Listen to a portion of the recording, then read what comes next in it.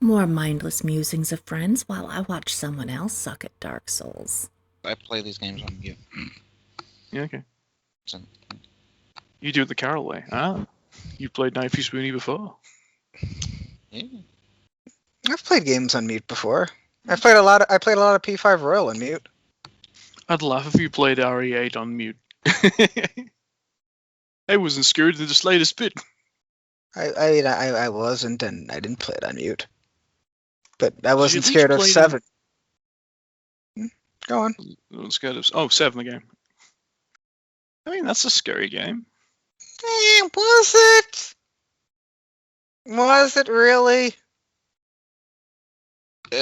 More so than 5 or 6. Yeah, 5 is an action game. 6 is just an action game with co-op. Comparatively speaking, yes. But when a guy comes at me with a chainsaw quoting from Evil Dead, groovy and whatnot, I'm not scared. I'm smiling and laughing.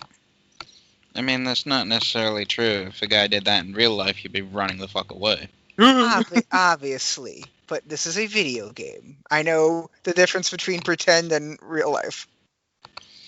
Well, then you've clearly not had somebody actually chase after you with a chainsaw. I have not. Well, it's not very pleasant, I'll tell you. That does not constitute a Christmas gift, by the way. What, a chainsaw? Yeah, no, I mean the chasing a bit. No. That is It not a depends Christmas on gift. whose gift it is. Okay. Note to self, do not send people chainsaws. Plus, if we're talking about 7, there's also the Joe Baker DLC, and a dude beating vampires, zombies up with his bare hands while cracking jokes is not scary to me. Yeah, but it's the best bit of that game. I'm trying to think of actual scary moments from 7. I can think of one from 8, which I'm not going to tell you about because spoilers, but 7... Bug Lady, maybe? Who, Marguerite? Marguerite never actually scared me. She just annoyed me with that little arena.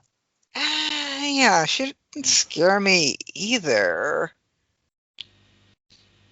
I guess the boat would be the only real horror part of the game. With the little girl, what was her name? Eva? Eve, yeah. Eve. Something. I don't know. Like, yeah, that would be like the only straight up horror section of the game, as far as I'm concerned. It was good, but I don't know. I never was scared. So apparently, Dave Filoni is now the executive creative director at Lucasfilms, whatever that means. Oh no. Who? Dave Filoni, a guy I like. Okay. Wait, isn't that a nice way of saying, like, hey, Disney just gave in and gave this guy a pile of money and said, like, yo, people like strange shit, you just do what you like to do. Like, Give him more shows to make. The man's a genius. yeah, but his stuff was all prequel stuff, which they invalidated as soon as they bought that license. He made the prequels good. Like, I can't stress that enough. No. You can't stress that enough. Go watch those 3 movies again. I don't want side content to make sure those 3 movies are good. They're bad or good. The man made good stuff. Like, give this guy his own film. Here's my only concession to this argument, by the way. My only concession is this, okay? Compared to these new movies they just put out, like, in the last 5 years, those prequels look a lot better now. Really? Oh, definitely. Are you really gonna say that? The Jar Jar Binks? Joe, pure creation. What did the new movies create? Oh, political agendas because they introduced different, like, ethnicities. Oh, they just retread the original movie over again in the 7th one. Oh, they even brought, like, one of the most beloved characters who had canonically died for, like, the last movie because they could think of nothing else to do with. Like, at what point? Yeah, at what point do you not think to yourself, like, hang on, they're just taking what people liked about the series that came before this, and they run out of ideas, and they just had to stick their little liberal hands in it, whether they liked it or not. Like, Phil, I hate the sequels. I can't stress that enough. I hate them. I hate Kylo Ren, one of the dumbest villains in anything. I hate The emo Ray. bitch with the glow stick. Ray's an awful, clearly a Mary Sue, because they freaking give her everything without having They're her all have Mary her- Sues fighting a villain with the power of political correctness. No, it's crap. I agree with Phil. It's like, okay, but you you don't like the Kylo Ren character, you and Carol, but you've never accepted from day one that a character can get character development ever. And that's what a character is meant to be from What the the hell are start. you saying? I've never accepted a character can get character development. I When do have I- accept that. When have I ever said that also? Because the pair of you have always said that character sucked from day one. He did! No, I have always said that he annoyed the shit out of me with his little temper tantrum. Exactly. He annoyed me with those as well. Guess what? Those character development. But I only actually, No. I think I only watched one. I might have watched others, but I'm pretty sure I only watched the one.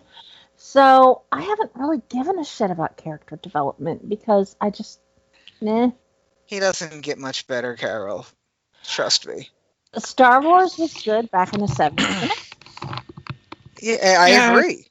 The worst characters have the best opportunities for character development.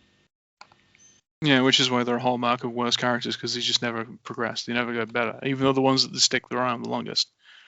I mean, So- do you not think like Lucas was a bit smart now in retrospect in those prequels, because he just made Jar Jar a big character in one, and then supporting character in the second one who gets like one or two scenes, and then the third one he's barely even in it. Phil, one or two scenes in the second one.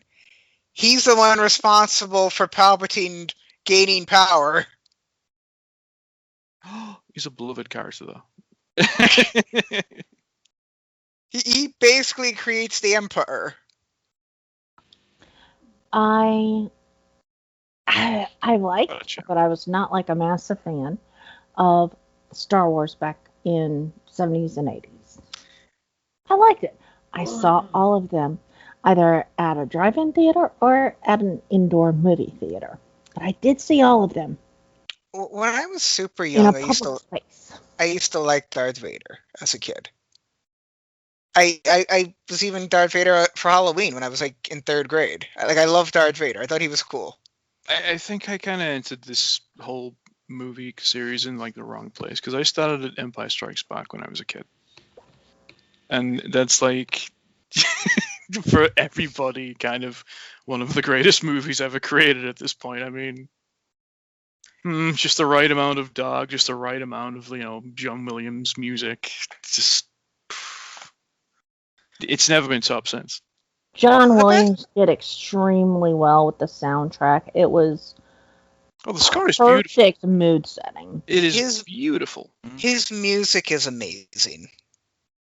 And that soundtrack was absolutely perfect for the movies. But here's the thing. Here's the thing that is like really interesting. I never even thought of this before. Actually, the prequels have a good soundtrack as well. Okay, they have a They bunch do? of yeah, They do, yes. They have a bunch of really iconic music. Now, do these new movies have any at all? I can't think of a I single haven't song. noticed them. Of course, I don't. Here's the thing. Like I was trying to say, I loved the original. I was not a huge fan, but I really enjoyed them. The music's great. And then the prequels came out.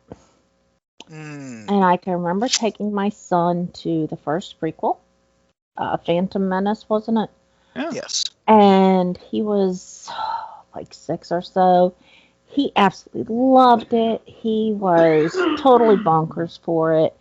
And so that made me more into it than I would have normally been, simply because he was, and it was like, okay, he loves this now. I got him things from that. Yeah, but that's You know, nice like, though. That's had beautiful. the Star Wars sheets and all that stuff. Yeah, but that's nice. So- That's a beautiful vicarious, like kind of shared entertainment there. Like that's wonderful. Nothing can take Yeah. that from it. Yeah, I mean, it wasn't vicarious because it was shared. I wasn't like doing it through him or having him do it and me claim the experience. Yeah, but you were happy Um, for his joy.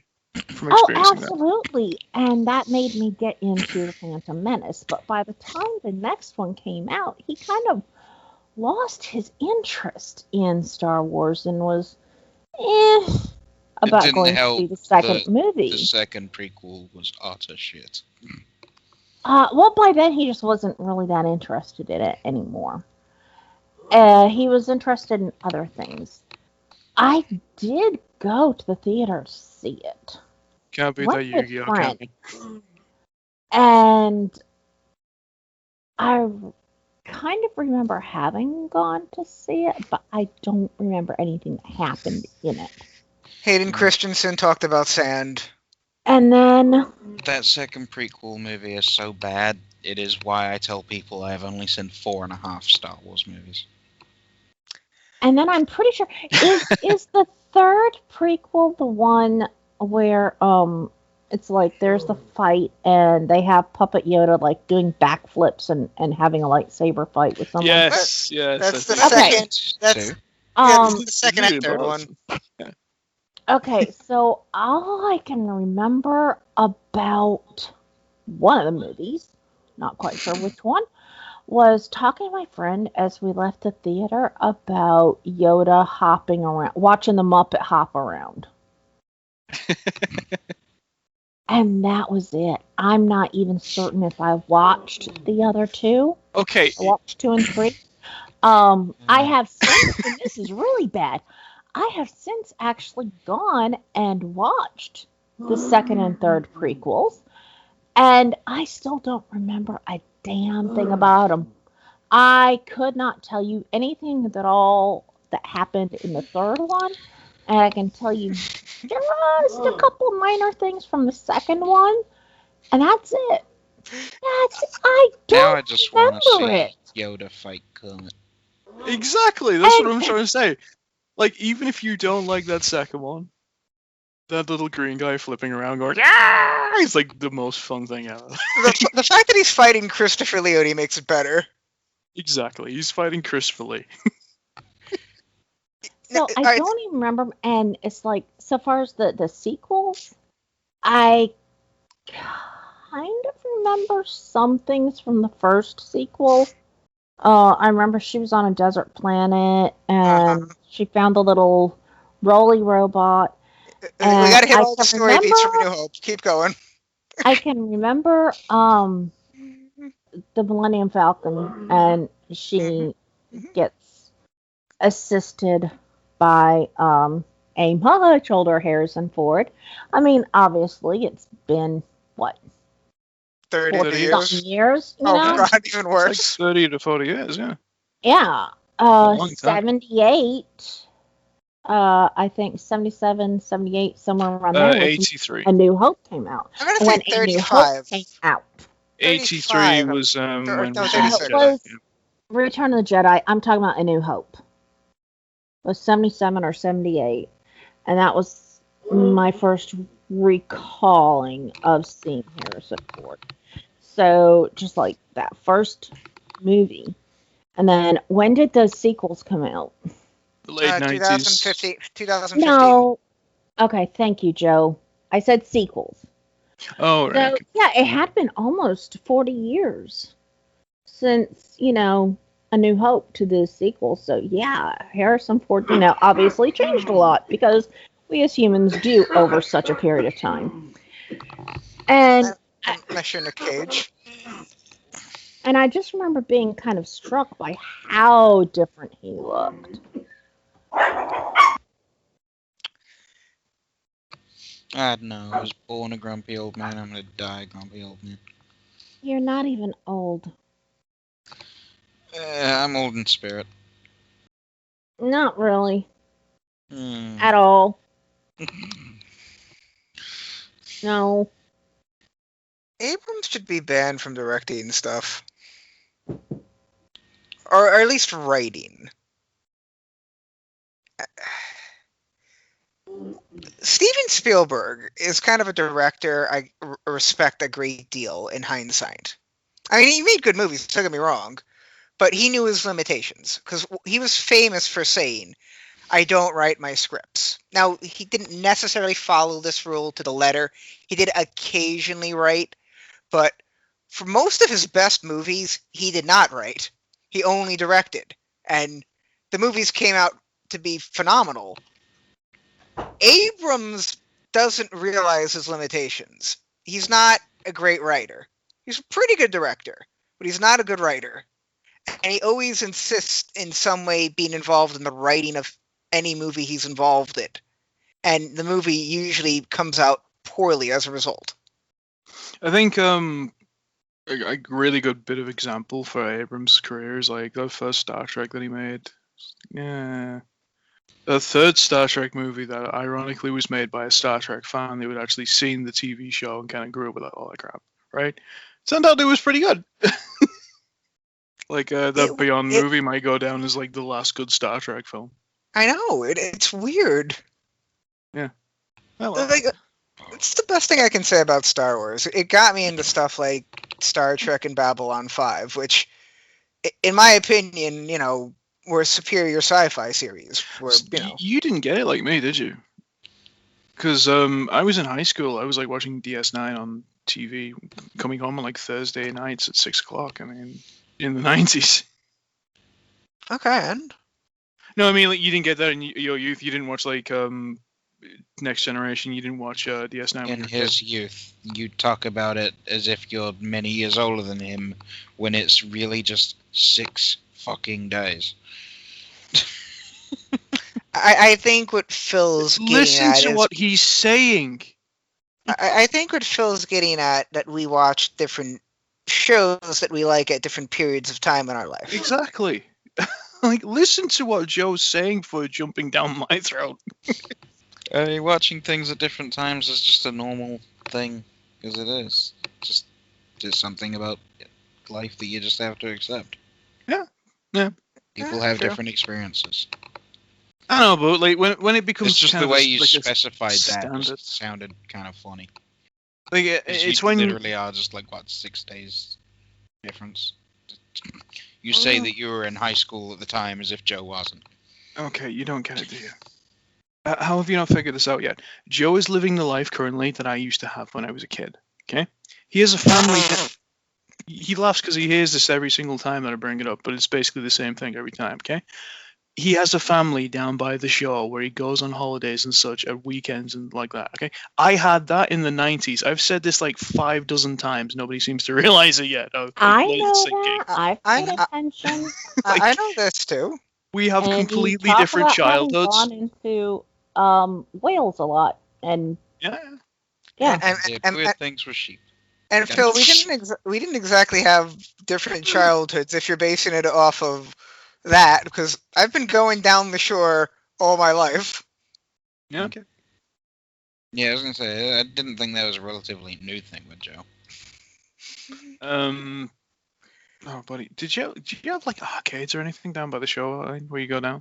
I went to arcades when I would wait. But by arcades, do you mean like ones that you play video games or skee ball? Oh yes, both. We do have them at Seaside, but I rarely went. Also, that was the most New Jersey thing you've just said, and didn't even realize you just said that. Yeah, Then skee ball. skee ball, really? Like, it's what is this not dogma? just Jersey thing. It's No, it's just thing, Phil yeah. and I are gonna be most familiar with that from Dogma. I knew you were going there because that was God's favorite game, right? Yeah, skee ball of all things. I was about to say they don't have skee ball in the UK, really? I don't even know what the hell is this skee ball. It exists, but it's not really much of a thing. No.